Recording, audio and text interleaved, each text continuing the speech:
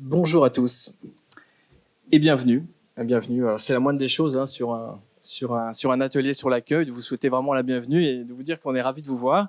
Surtout que vous avez bien fait de venir parce qu'on va aujourd'hui vous parler d'un sujet qui est vraiment en pleine évolution et très important pour les lieux culturels, c'est l'accueil. Alors je vous présente d'abord les intervenantes. Donc Marie Ganas, qui est chef du service marketing et qualité au Muséum d'Histoire Naturelle. On dira muséum par la suite. Et Aria Slaka, donc directrice des études qualitatives à l'œil du public, que je représente aussi, donc Adrienne Mort. Et alors, quelques mots sur ce que nous sommes. Donc nous, ça fait 10 ans que nous travaillons dans le secteur culturel. Nous sommes spécialisés sur les musées, les théâtres et tous les lieux culturels. Nous sommes une agence franco-suisse, voilà. Donc principalement, nous menons des études de public et du conseil pour accompagner les lieux et les aider à mieux comprendre et développer les publics. Voilà, on utilise différentes méthodologies qu'on vous présentera d'ailleurs avec un exemple. Voilà, donc quelques références sur les musées et les patrimoines. Et aussi sur d'autres lieux culturels, et on sait d'ailleurs que les publics sont souvent les mêmes qui fréquentent à la fois les théâtres, les lieux de patrimoine et les musées. Voilà donc le sujet du jour. Comment penser la politique d'accueil au Muséum d'Histoire Naturelle ? La question c'est où commence en effet et où finit l'accueil ? Qu'est-ce qu'un bon accueil ? Comment peut-on faire aussi pour améliorer cette politique d'accueil ? Donc l'accueil c'est évidemment très large. Vous allez le voir, ça va du numérique jusqu'à la sortie du lieu. Donc on va vous présenter la méthodologie et le contexte de l'étude. Alors le Muséum d'Histoire Naturelle donc, a commencé en 2022 à engager une réflexion pour développer une culture d'accueil propre et aussi essayer d'harmoniser ces différentes pratiques d'accueil. Parce que vous savez, le muséum, c'est énormément de lieux ouverts au public, 13, voilà. Des lieux très différents, des lieux extérieurs, des grands musées, des petits musées. Donc c'est aussi intéressant pour vous parce que vous avez tous les types de musées. Et donc la première étape, on a été choisi à l'œil du public pour cette mission, c'était de réaliser en fait un bilan et de réfléchir sur ce qu'était l'accueil aujourd'hui au muséum. Donc avec 4 volets d'études pour vraiment aider le muséum à mettre en place une stratégie articulée autour de cette politique d'accueil. Alors la première, c'est une méthodologie, c'est vrai, assez complète et assez originale. Ça change des études de public classiques, puisque vous allez le voir, on ne fait pas appel uniquement au regard des publics, mais on a aussi une partie, entre guillemets, professionnelle, puisque la première méthodologie consistait à interroger les agents qui travaillent au muséum, donc de l'agent d'accueil jusqu'au directeur de site. Donc voilà une sélection de personnes avec des responsabilités variées, et pour recouvrir aussi les différents sites.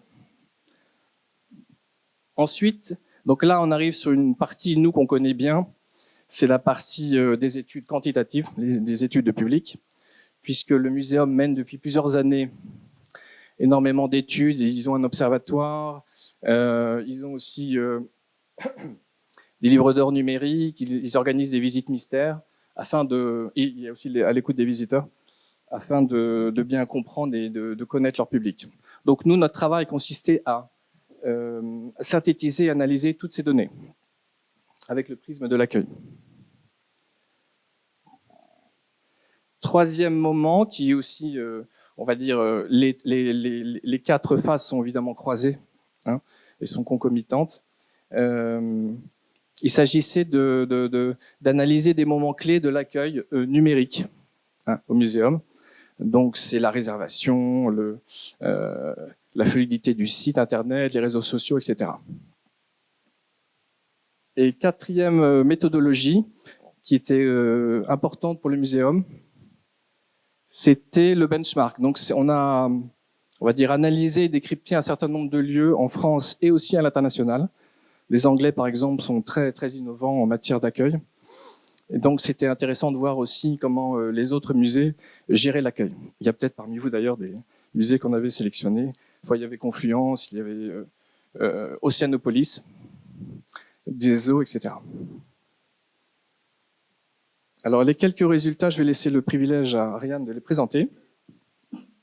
Hop, bonjour, vous m'entendez bien? Oui. Je suis ravie de vous présenter un petit peu notre démarche. Donc, je vais essayer de vous expliquer le plus clairement possible comment on a procédé, quelle a été notre entrée en matière, étant donné que la question de l'accueil, comme le disait Adriane, est une question en soi très large.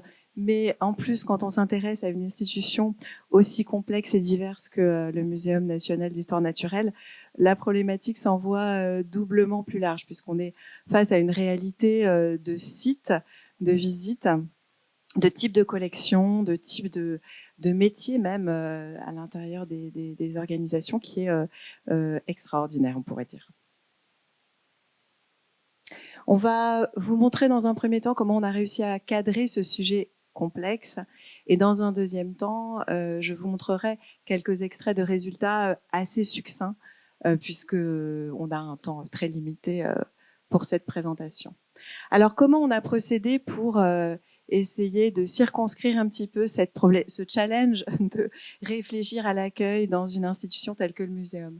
Alors d'abord, on s'est tout simplement demandé, on a fonctionné un peu en entonnoir, qu'est-ce que c'est que l'accueil? C'est quoi les enjeux généraux de l'accueil? Alors, il y a l'expérience, évidemment. L'accueil, ça se rapporte à l'expérience du visiteur. Alors, on l'a vu, Adrienne l'a mentionné, depuis le numérique, puisque souvent on réserve en ligne. Donc, l'accueil ne se limite pas à l'accueil in situ et même au premier contact auquel on pense en général. Quand on pense accueil, on pense au premier contact physique, on va dire, dans le lieu. Non, l'accueil est bien plus large que ça. On va être dans une acception beaucoup plus vaste, qui va toucher donc le numérique, mais également les modalités de la visite, les contenus culturels, les services, et un certain nombre de moments, d'étapes, de fonctions qui vont intervenir tout au long de la visite, depuis l'avant-visite jusqu'à l'après-visite. Donc, on a commencé par se dire ça. C'est pas juste le moment de l'arrivée, c'est bien plus large. Ensuite, bien sûr, la réputation, l'accueil va construire la réputation d'une institution.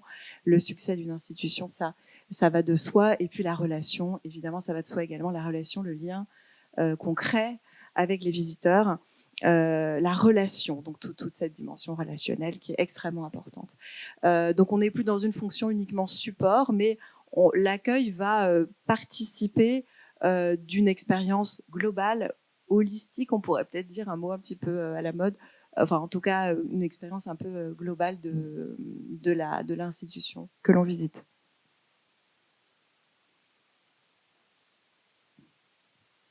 Voilà. Deuxième temps de la réflexion, on se demande, le Muséum national d'histoire naturelle, c'est quoi? Puisque c'est bien de penser l'accueil, mais l'accueil du muséum. On resserre un peu la problématique. Le muséum, comme on vous le disait, c'est très vaste, c'est 13 sites de visite en région parisienne et en région. C'est des collections vivantes, des collections inertes, c'est des zoos, c'est des parcs, pas des parcs, des jardins, pardon, des musées, des collections extrêmement diverses et gigantesques, des lieux patrimoniaux, des métiers, des spécialisations extrêmement variées, de la recherche, de l'innovation, de l'enseignement, enfin bref, c'est vraiment quelque chose de titanesque, on pourrait dire.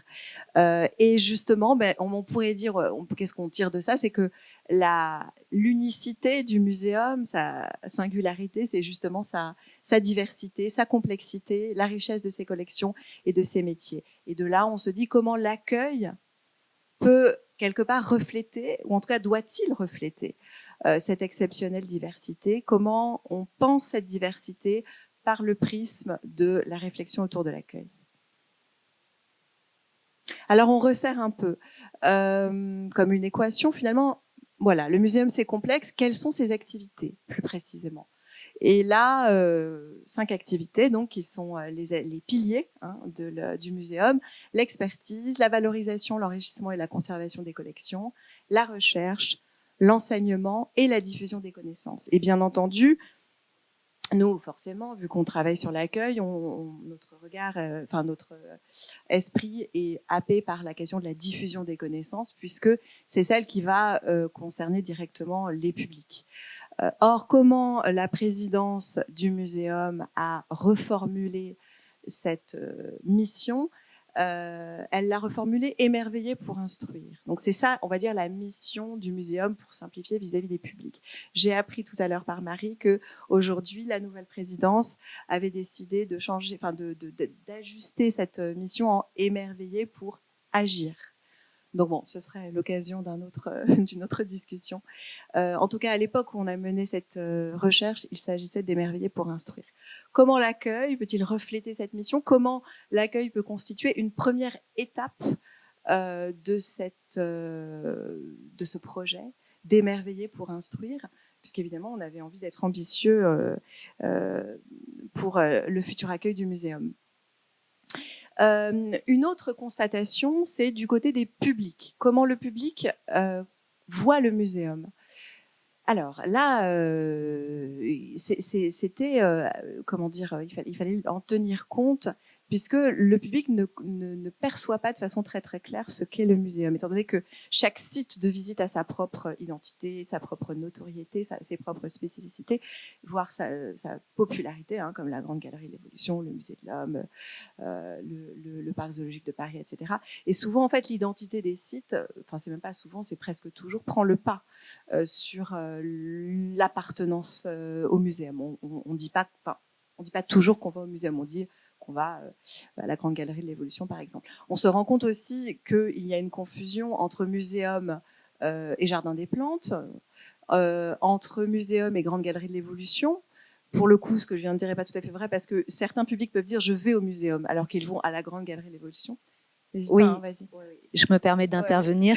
Oui, il y a je vais moduler à peine le propos d'Ariane. C'est pour le site du Jardin des Plantes.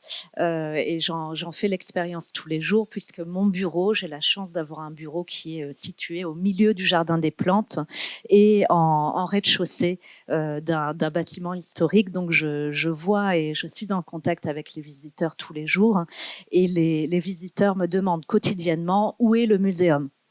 Sachant qu'au moment où ils me demandent où est le muséum, ils sont dans le muséum. Donc, il faut à chaque fois expliquer un petit peu. Mais c'est vrai que pour les autres sites, l'identité du site a tendance à prendre le cas.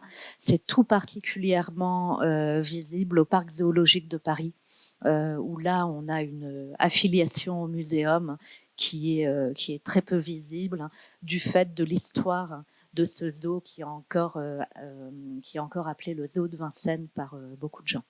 Voilà. Puisqu'il se situe dans le bois de Vincennes. Exactement.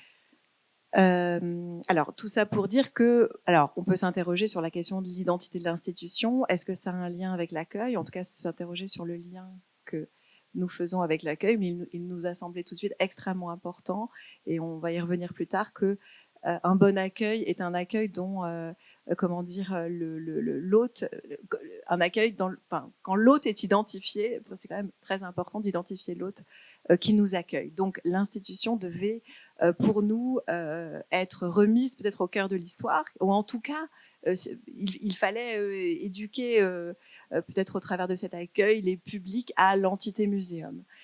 D'autant que la question de la marque muséum était une question que se posaient les équipes du muséum, et qu'il était important pour eux que le muséum en tant qu'entité soit davantage, fasse davantage partie de cette affaire. Sans annihiler pour autant l'identité des sites de visite. Hein, c'était là tout le challenge. Bref, un petit chiffre, puisqu'on a agrégé, comme vous le présentez, Adriane, des éléments relatifs aux données internes, d'études internes du muséum. Une petite donnée pour illustrer mes propos. 53% des visiteurs savent que le Musée de l'Homme fait partie du Muséum national d'histoire naturelle, ce qui peut sembler pas énorme. Un autre constat important dans le travail préliminaire d'analyse de la question de l'accueil au muséum, c'était de la même manière qu'on a une diversité de types de lieux, on a une diversité de pratiques d'accueil. Les agents que nous avons interviewés, donc les agents du muséum, avaient du mal à à nous parler d'un accueil propre au muséum, sans en passer par la diversité des accueils de chaque site de visite. Donc voilà, chaque équipe avait développé ses propres compétences et ses propres modalités d'accueil. On s'est également rendu compte qu'il y avait des éléments, des contingences incontournables comme les bâtiments, les espaces disponibles pour accueillir les publics. On est souvent sur des bâtiments historiques, pas toujours, mais souvent avec des contraintes architecturales complexes. On avait également une question très important, un point très important, c'était que les agents en contact avec les publics n'étaient pas uniquement des agents d'accueil, ça pouvait être par exemple des jardiniers au Jardin des Plantes et des personnes qui n'ont pas forcément des compétences métiers en lien avec la question de l'accueil ou encore des personnes assurant la sécurité. Donc ces personnes sont les premiers points de contact des publics et n'ont pas forcément des éléments de langage ou les pratiques adaptées pour accueillir les publics. On a également des problématiques d'affluence dans certains bâtiments justement qui laissent peu, qui finalement ne présentent pas des espaces suffisants pour accueillir autant de monde en période haute. On avait également autre chose, c'était que le muséum fait appel en période haute à des sociétés extérieures en délégation pour l'accueil, donc ce qui pouvait également poser des questions d'homogénéité d'un accueil à l'autre entre les agents du muséum et les agents de sociétés extérieures. Tout ça pour vous dire encore une fois qu'on était sur une problématique qui présentait une certaine diversité. Et nous, ce qu'on s'est dit, c'est qu'il faut qu'on définisse, il faut qu'on aide le muséum à définir des marqueurs de l'accueil, des marqueurs qu'on pourrait retrouver dans tous les sites du muséum et qui, d'une certaine façon, signeraient l'identité muséum. Voilà, on est parti un petit peu de ça. Maintenant, je vais vous montrer quelques extraits de résultats. Le rapport est extrêmement long. Marie peut en témoigner. Nous ne pouvions pas vous présenter tout, donc on va vous donner des brides pour vous montrer un peu comment on a travaillé. Il y a toute une partie benchmark qui reste assez, on va dire, confidentielle, donc qu'on ne pourra pas forcément expliciter plus que ça, mais je vais vous montrer quelques éléments. Alors, nous avons dressé ici l'écosystème de l'accueil au muséum. On a essayé de créer ce mapping qui mettait à plat les différentes étapes, les différents moments qui pouvaient constituer, qui participaient à l'expérience de l'accueil au muséum. C'est-à-dire les différents services ou points de contact. Et c'est là qu'on se rend compte qu'il y a énormément de points de contact en rapport avec l'accueil qui pouvaient exister, qui existaient concrètement au moment, pendant une visite, tout simplement. Donc, ces points de contact commencent avant la visite, on l'a déjà dit. Et puis, évidemment, après la visite, il peut aussi se passer des choses. Alors, on déborde un petit peu de la question de l'accueil, mais pas forcément. On verra tout à l'heure qu'il y a des fonctions, des actions qu'on peut mettre en place, de remerciements, par exemple, ou de suggestions de continuer l'expérience amorcée in situ. Il y a des éléments qu'on peut quand même rapporter à l'action de l'accueil, à la fonction de l'accueil. Donc, des exemples, vous avez évidemment la signalétique, on l'a inclus dans notre écosystème, parce qu'on s'est dit que la signalétique, elle était partie prenante de l'arrivée dans un lieu et de l'expérience de ce lieu. La signalétique, c'est aussi des panneaux d'accueil, par exemple, qui vont signaler qu'on est dans un site du muséum. On a le parking, on a alors évidemment le premier touch point, comme disent les Anglais, le premier point de contact, qui est on pourrait dire qu'on a défini un peu comme le moment de vérité aussi. Alors on peut au muséum avoir ce premier point de contact avec un agent de la billetterie, avec un agent de la sécurité, avec un jardinier, donc il peut être vécu de façon très différente. On a à la fin le livre d'or.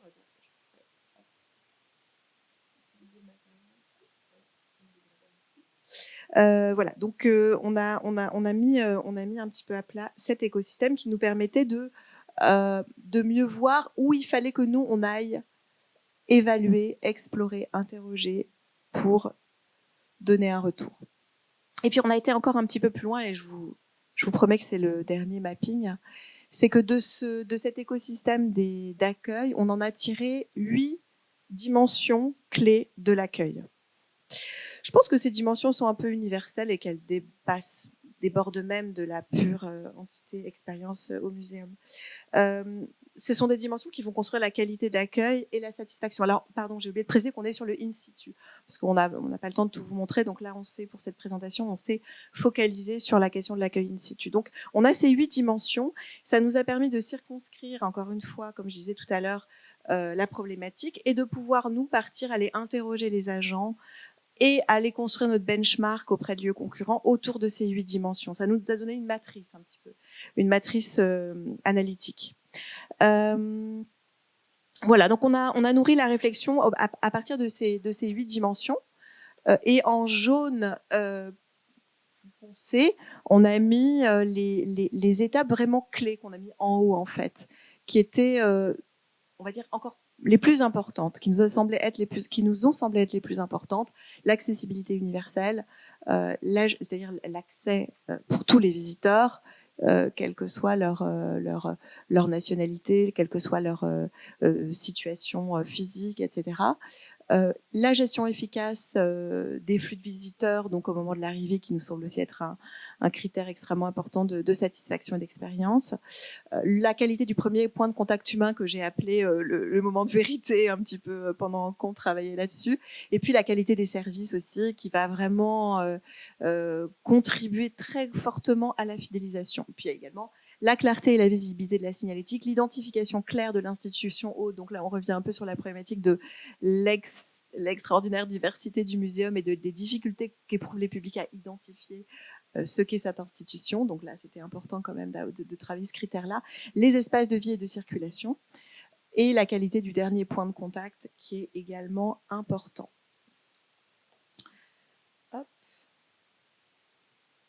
Un exemple maintenant de données quantitatives que nous avons tirées des données internes qui étaient issues des études internes au muséum. Là, c'est juste pour vous montrer un petit peu comment on a travaillé. Donc, sur ce slide, on peut constater que dans les 4 lieux mentionnés ici, nous avions globalement une très bonne satisfaction de l'accueil in situ. Voilà. C'était juste pour vous montrer un peu la façon dont on a travaillé. Un autre exemple. Donc là, on est sur l'arrivée sur site. Alors, ce qu'on mettait à chaque fois sur le rapport, pour s'organiser un peu. Alors, je sais pas si ça marche. Non. Pas grave.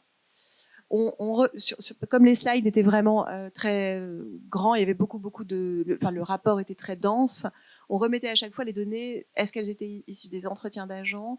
À quel moment, elles traitaient plutôt de avant, pendant, après la visite, et de quels critères sur les 8 dimensions d'expérience de l'accueil il s'agissait, quels critères étaient traités dans chaque slide. Donc là, on était sur l'identification claire de l'institution haute. Alors par exemple ici, encore une fois, les publics n'ont pas toujours conscience qu'ils sont sur un site appartenant au muséum, et on a des grandes disparités dans les différents sites du muséum sur le type de dispositif présent signalant l'identité muséum. Donc il y a par exemple ces différents éléments, le logo du muséum à l'entrée, les panneaux présentant l'histoire du lieu et son identité, ses missions, les panneaux bienvenus, les panneaux numériques d'accueil ou qui présentent la programmation du jour, les événements d'actualité, des dépliants au niveau des accueils et des uniformes. Et ça, c'est pas présent sur tous les sites. Donc, voilà, on a pu faire un diagnostic d'un certain nombre de sites autour de ces dispositifs. Et puis, on s'est aussi rendu compte, en interrogeant les agents, que dans les lieux où une petite présentation était réalisée en amont de la visite autour du muséum, une fois que les publics étaient informés finalement des missions du muséum, cette présentation contribuait à modifier le regard qu'ils avaient sur les collections quand on leur expliquait que c'était une institution qui faisait de la recherche, qui faisait de l'enseignement, qu'on expliquait un petit peu, par exemple, l'importance de la sauvegarde des collections, les différentes contraintes qui pouvaient exister. Ça permettait de contextualiser les visites et de les faire visiter en pleine conscience, de découvrir en pleine conscience les différentes collections du muséum. Ah oui, alors sur la droite, nous avons des données donc issues des données quantitatives et qui permettait à chaque fois d'illustrer les éléments qu'on avait recueillis dans les entretiens d'agents. Enfin, lors des entretiens d'agents du muséum. Donc, par exemple, 8 sites sur 14 8 sites sur 14 ont des personnes en uniforme, 4 sur 13 n'ont pas de billetterie informatisée avec le logo du muséum présent sur le billet d'entrée, ce qui pouvait poser un certain problème. Un autre exemple, c'était donc sur la dimension de l'accueil et gestion efficace des flux de visiteurs. Et là, on se rendait compte que voilà, ça représentait une problématique très concrète dans certains sites du muséum. Voilà, pas beaucoup plus à en dire. Hein. Et les chiffres des études quantitatives confirmaient que il y avait des retours négatifs de la part de certains publics sur l'attente et l'affluence au moment de l'arrivée sur site. Voilà. Alors, c'est un tout petit exemple de ce qu'on a fait en benchmark. Hein. En vérité, c'était tout de même beaucoup plus dense que... Enfin, on a vraiment mis au regard de chaque dimension de l'accueil un certain nombre de bonnes pratiques dans différents autres établissements et institutions culturelles. Pour vous donner une idée, par exemple, sur cette question des flux, de la gestion efficace des flux de visiteurs, on avait fait le benchmark au niveau du Centre Pompidou, que vous devez tous connaître, qui est extrêmement bien organisé, avec des fils rationalisés, avec un code couleur qui permet de se positionner très facilement. Beaucoup de staff à l'entrée. Hein. Donc, c'était un des exemples de bonnes pratiques. Et on avait des exemples de bonnes pratiques comme ça, absolument sur toutes les dimensions en lien avec l'accueil qu'on a pu aller explorer dans différents endroits. Et puis, on mettait également dans le benchmark, quand même, pour rendre honneur au muséum, des exemples de bonnes pratiques dans certains sites du muséum, en l'occurrence là, au Parc zoologique de Paris, où l'accueil a été fortement rationalisé et où c'est très fluide. Voilà. Et puis, je vais terminer, je ne sais pas si je suis d'accord. Je vais terminer par quelques rapides éléments de conclusion de l'étude. Donc, nous avions été sollicités l'œil du public pour aider le muséum à repenser son accueil, à homogénéiser son accueil. Donc, vous avez bien compris que, alors, on n'avait pas vocation à faire un audit des 13 sites en matière d'accueil. Ça aurait été une toute autre démarche encore plus complexe, je pense, et longue, mais pour donner des éléments de réflexion autour de cette dimension de l'accueil, afin que chaque site de visite puisse se saisir de cette dimension importante de l'accueil et travailler de concert avec les autres sites sur des optimisations de l'accueil pensées de façon homogène par l'institution. J'espère que je suis claire. Et donc, on voulait leur donner des outils pour réfléchir à comment harmoniser et optimiser cet accueil. Si on repart des quatre réputations, expérience, relation, des 4 dimensions, on va dire, que l'accueil va construire, qu'on a vu au tout début, par lesquelles j'ai commencé. Donc, l'accueil construit la réputation, l'expérience et la relation. On s'est dit comment on peut penser un accueil demain au muséum, comment on peut aider le muséum à construire sa charte d'accueil. Donc, il y a l'incarnation. Il faut absolument que le muséum s'incarne au travers de cet accueil, qu'on puisse l'identifier, identifier l'hôte, identifier l'institution, mais aussi mieux la connaître. Donc, que l'accueil représente le muséum, mais aussi communiquer sur ses activités et son engagement, car il y a des engagements qui sont extrêmement forts, hein, notamment au sujet de la question environnementale, toutes ces questions-là. Et puis, refléter la diversité, la richesse du muséum. Donc, autour de ces dimensions, on a fait des propositions de dispositifs, de services, de modalités d'accueil, etc. Ensuite, il y avait la dimension de l'expérience, qui est la plus évidente, on va dire, c'est-à-dire accompagner le visiteur. Donc, il fallait pour nous que le muséum formalise une culture d'accueil propre, une culture d'aménité qui lui soit propre, et au travers de laquelle les agents puissent faire commun. Faire preuve de convivialité dans les espaces d'accueil, être également proactif pour répondre aux demandes et aux sollicitations des publics. Par exemple, sur toutes les doléances, on peut dire ça comme ça, enfin toutes les demandes qu'il peut y avoir après la visite.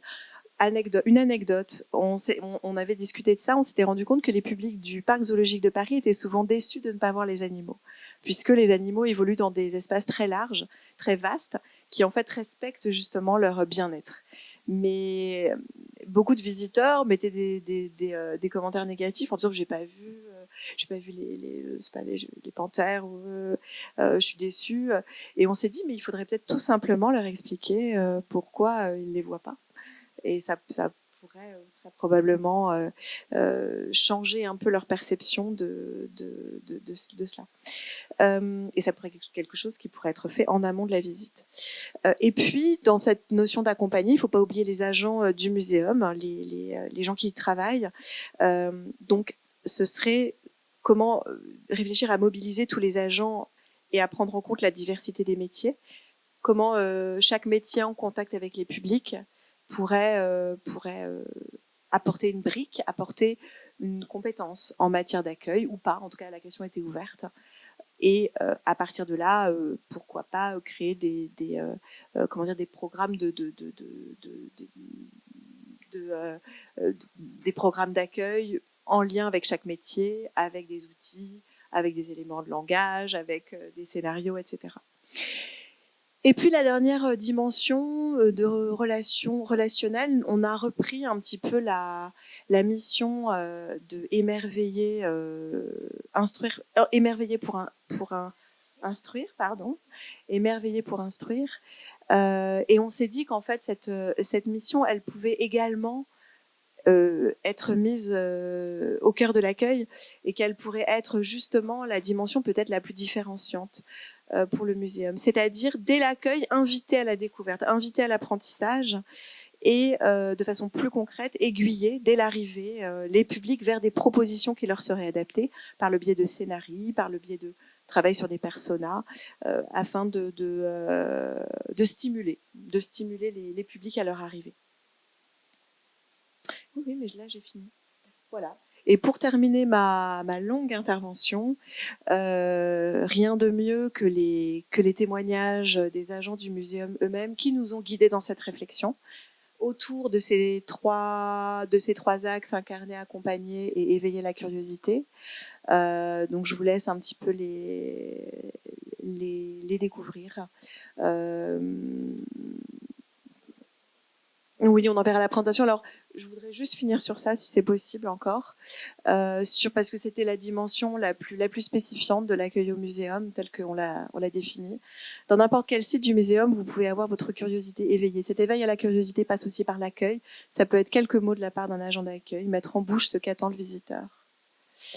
La valeur de l'accueil, c'est d'abord la transmission des savoirs. Ça doit apparaître dans tout ce qu'on fait. Et enfin, nous ne délivrons pas de l'émerveillement brut pour une finalité de plaisir, même si on assume d'être un lieu de divertissement. Nous sommes des passeurs vis-à-vis du public et de nos successeurs. C'est quand même une belle façon de résumer la mission du muséum vis-à-vis de ses publics. Et donc, je laisse la parole à Marie Ganas, qui va vous donner des éléments autour des actions qui ont été menées, ou non, qui sont amorcées suite à cette étude au muséum. Merci Ariane. Donc, tout d'abord, je remercie l'œil du public parce qu'on a reçu en fin de cette prestation un rapport d'environ 150 pages. Une première version en faisait même 200 pages. Donc, on est passé à 150 pages. On a aussi une synthèse qui est beaucoup plus succincte. Et donc, on avait une matière extrêmement riche. Et donc, quand l'œil du public a fini sa prestation, il s'agissait de prendre tout ce corpus documentaire et tous ces insights absolument passionnants et d'essayer d'en faire un plan d'action qui est tout aussi efficace, à la hauteur du travail intellectuel fait par l'œil du public. Donc on a mis en place une démarche transversale. C'est un point qui est très important. On utilise beaucoup le mot de transversalité dans notre secteur, mais ici c'est extrêmement important car ça montre l'engagement du muséum sur ce projet. Plus qu'un projet qui appartiendrait à une équipe de l'accueil. Il s'agit d'un projet d'établissement avec une dimension institutionnelle très forte. Le muséum a, dans ces dernières années, vu sa fréquentation fortement augmenter. On est maintenant, quand on agglomère l'ensemble de nos données de fréquentation, on est le 5e établissement culturel le plus fréquenté en France. Donc notre direction avait à cœur que le sujet d'accueil devienne une des qualités du muséum est quelque chose qui nous soit très, très reconnu par le public et par nos homologues. Donc on a embarqué l'ensemble des directions dans ce projet.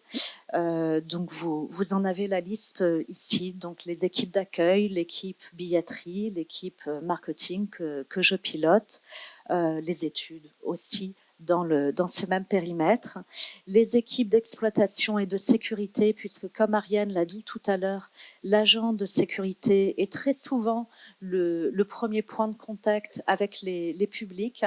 Les publics ne demandent pas la fiche de poste des agents à qui ils parlent, donc ils attendent de tout agent à qui ils parlent d'avoir un savoir-être et d'incarner les valeurs de l'établissement qu'ils visitent. Donc l'équipe de sécurité était avec nous, l'équipe digitale, donc les contenus numériques chez nous, et l'équipe de diffusion. Donc chez nous, c'est le nom pour les équipes de médiation.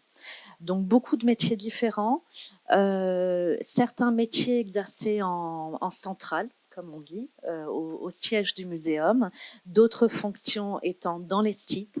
Donc par exemple sur les contenus numériques, il s'agit d'un service, mais pour l'accueil, il s'agit d'autant de services qu'il y a de sites ouverts au public. Donc on embarque ici beaucoup d'agents. Merci. Donc, qu'est-ce qu'on a fait? Donc, on a lu, on s'est posé des questions et on a organisé un séminaire d'une journée avec toutes les parties prenantes du muséum. Un séminaire que nous avons animé en interne et que nous avons organisé au Parc zoologique de Paris. J'ai trouvé cette étape-là très importante, car il s'agissait aussi de récompenser les équipes et de se dire qu'une grande partie du chemin avait déjà été faite et que la mission de l'œil du public servait aussi à reconnaître tout ce qui avait été très bien fait jusque-là. C'est un point sur lequel j'insiste, car à l'annonce du projet de bilan de la politique d'accueil du muséum, des collègues peu au courant de nos intentions, parce qu'on ne les avait pas encore bien communiquées, se demandaient si ce travail était fait car il y avait un défaut de qualité d'accueil. Donc il a fallu beaucoup rassurer pour dire que non, il ne s'agissait pas de mettre il s'agissait de faire un portrait complet de ce qu'était à l'accueil au muséum et d'identifier les bonnes pratiques pour pouvoir ensuite les développer. Donc ce séminaire, en fait, on a eu trois grands sujets de réflexion. Donc le premier sujet était d'identifier toutes les pratiques déjà en cours, mais locales et qui méritaient d'être généralisées. Le deuxième chapitre était d'identifier les pratiques déjà généralisées et déjà en cours qu'on souhaitait remettre dans le plan d'action pour insister sur le travail déjà fait. Et le troisième point à l'ordre du jour était l'idéation de nouvelles idées d'expérimentation à conduire pour améliorer l'accueil dans nos sites. C'est ce séminaire qui a servi de base pour la rédaction du plan d'action, qui a ensuite été revu par l'ensemble des équipes parties prenantes, puis validé en comité de pilotage. Donc c'est un gros projet. On y est c'est un projet au long cours. Donc on s'est dit, c'est un marathon, c'est pas un sprint. Donc on a un format qui nous laisse respirer. Donc on se réunit une fois tous les 2 mois, puisque tous les interlocuteurs de ce projet assurent bien sûr d'autres fonctions par ailleurs. Donc il s'agit d'un projet supplémentaire. Donc on a des groupes de travail bimestriels et 2 comités de pilotage annuels avec notre direction générale. Un comité pour proposer les actions de l'année suivante et pour en fait faire les demandes budgétaires. Donc ça, c'est un comité de pilotage au printemps. Puis un comité de pilotage beaucoup plus tard dans l'année pour faire la revue du plan d'action de l'année en cours et valider le plan d'action de l'année suivante. Donc ce fameux plan d'action que je ne vous ai pas mis là parce que à l'image du sujet, à l'image du travail de l'œil du public, c'est un très vaste plan d'action. C'est un plan d'action avec 4 volets. Donc Ariane et Adriane ont déjà parlé du volet avant, pendant, après la visite. Donc on a avec ce plan d'action, on suit un petit peu le chemin naturel d'un visiteur qui va de se poser la question de visiter un site du muséum jusqu'à sortir du site du muséum qu'il a choisi. Et un volet qui me semble tout particulièrement important pour ce projet, c'est le volet culture accueil. Donc là, il s'agit de diffuser la politique, la vision stratégique de l'établissement en termes d'accueil. Il s'agit de diffuser, comme aujourd'hui, comme notre volonté de porter haut et fort ce sujet. D'ailleurs, cette conférence est inscrite au plan d'action dans le volet culture accueil. Il s'agit aussi de trouver des bonnes idées pour ajouter au plan de formation ou aux démarches de communication interne. Donc, comme je vous l'ai dit, c'est un plan d'action qui compile à la fois des actions déjà entreprises et des nouvelles actions. Et comme je l'ai dit, c'est un marathon, donc on met ça en place progressivement, avec beaucoup d'actions qui sont des expérimentations et qui, au terme de l'expérimentation, feront l'objet de fiches actions qui doivent servir de modèle pour les sites qui souhaitent ensuite déployer ces bonnes pratiques dans leur site. L'idée étant de créer l'émulation et qu'à la fin, tout le monde ait mis en place un socle commun. Je ne vais pas la détailler. Oui, j'y vais. En fait, ouais, merci. Et donc voilà des exemples des actions qui ont été mises en place. Donc on a et ça est une des actions les plus récentes et les plus marquantes, mis en place un email qui a envoyé la veille de la visite de tous les visiteurs qui ont acheté un e-billet. Donc c'est quelque chose qui est encore peu fait dans notre secteur et qui pourtant ne coûte pas grand-chose en termes de budget et qui est ultra important pour les visiteurs. Preuve en est, c'est un email qui est ouvert par 90% de nos visiteurs. Donc on a là, dans cet email, on rappelle tous les services qui sont présents dans le site.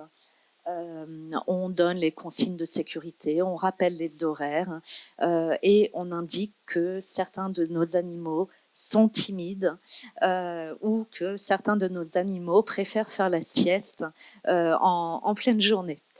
Comme ça, tout le monde est prévenu.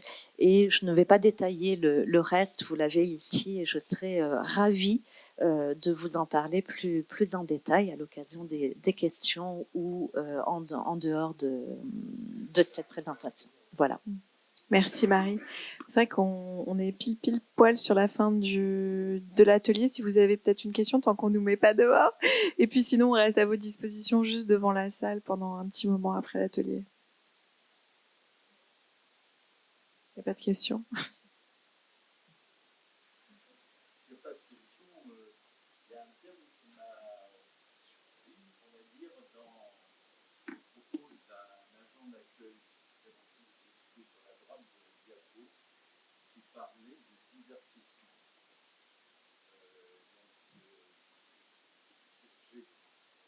Ça, je me dis, tiens, voilà, justement, vous voyez, assume d'être un lieu de divertissement. Alors évidemment, on n'a pas le terme d'actime exact de l'intéressé, on n'a pas le reste des propos lors de l'entretien, etc. Mais justement, ce qui me paraît un atout fabuleux, en dehors du site historique, c'est que justement, c'est pas Disneyland. Oui, c'est d'ailleurs le propos de cette personne qui n'est pas un agent d'accueil. Non, mais pas de problème. On a interrogé des agents du muséum autour. Alors, il y avait vraiment tout métier. Mais peu importe. Les agents que nous avons interrogés étaient extrêmement attachés à leur mission de passeurs, de diffuseurs de connaissances, tout autant qu'à la dimension de pourvoyeur d'émerveillement. Et c'était dans cette tension positive voilà. Nous sommes tous au muséum très fiers d'être un établissement public scientifique et d'enseignement. Et c'est quelque chose que nous avons à cœur de communiquer à tout moment.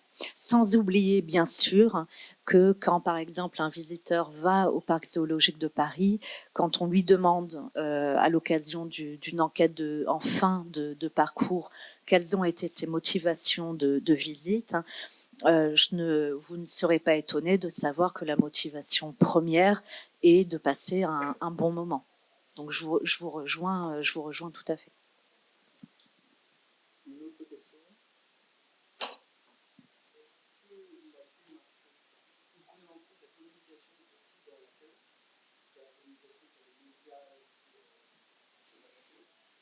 On l'a pas mis dans le scope. En fait, on flirtait toujours avec la médiation, surtout avec la médiation. Il y a eu beaucoup de discussions avec la communication et même des fois, on était un peu à la limite. Quand je dis le mail post-visite, est-ce qu'on est encore dans l'accueil ? C'est toute la question. Donc, on était comme des équilibristes un petit peu toujours sur cette problématique. Mais on ne pouvait pas se limiter à, comme je vous le disais, au premier point de contact. C'était trop pauvre. Et puis, de toute façon, les attentes du muséum étaient beaucoup plus ambitieuses que ça pour la refonte de cet accueil. C'était voilà, tout ce qui est autour, on va dire, de l'expérience des collections, on pourrait dire presque. Alors, du coup, la communication n'en fait pas partie. Mais non, on ne l'a pas inclus. On avait déjà beaucoup à faire. Ouais. Il y a le numérique. Par ailleurs, on a donc la vision de notre président, du président précédent était émerveillé pour instruire. C'est aujourd'hui, on est passé à l'étape supérieure, c'est émerveillé pour agir aujourd'hui. Le deuxième point très important dans la stratégie de l'établissement, c'est un muséum. Et ça revient beaucoup. C'est quelque chose qui était peut-être moins présent il y a plusieurs années, mais aujourd'hui, on est bien au muséum. Et c'est pour ça, notamment, que quand vous voyez notre communication, par exemple, dans le métro, tous les sites, toutes les pubs vont avoir le sceau du muséum qui est ensuite accompagné du typogramme, donc le nom du lieu. Et donc toute notre communication visuelle et notre charte graphique prend en compte cette idée d'un muséum. Voilà. Et ça pose aussi la question de la communication sur la façon dont le muséum prend la parole au travers de sa communication vis-à-vis des publics et parle de ce qu'il fait. Quelque part, en fait, notre projet politique d'accueil est la suite naturelle du travail stratégique qui avait été fait auparavant en communication et qui avait permis d'établir cette identité un muséum. Oui, c'est pour ça qu'on a autant fait cas de cette question de l'identification du muséum quand on arrive sur un site, puisque j'ai énormément insisté sur ça. On est pas loin, on est là. Merci. Si vous avez plus de questions, on est aussi au stand B2 ou devant là, si vous voulez en savoir un peu plus.